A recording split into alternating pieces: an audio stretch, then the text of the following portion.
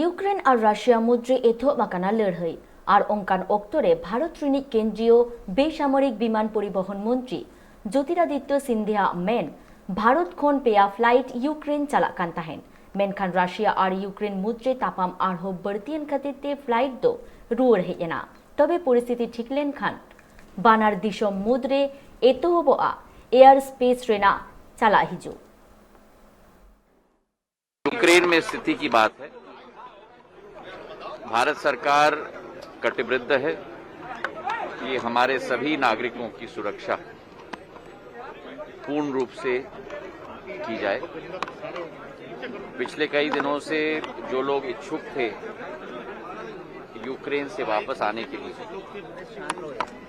Flights चलाई गई थी एयर इंडिया के द्वारा।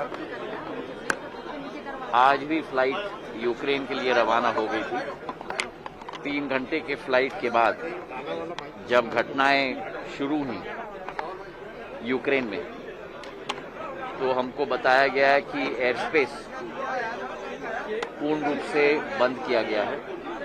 नो टाइम इशू किया गया है जो होता है नोटिस टू एयरमैन, और इसलिए वो फ्लाइट को वापस भारत की तरफ घूम के वापस आना पड़ा।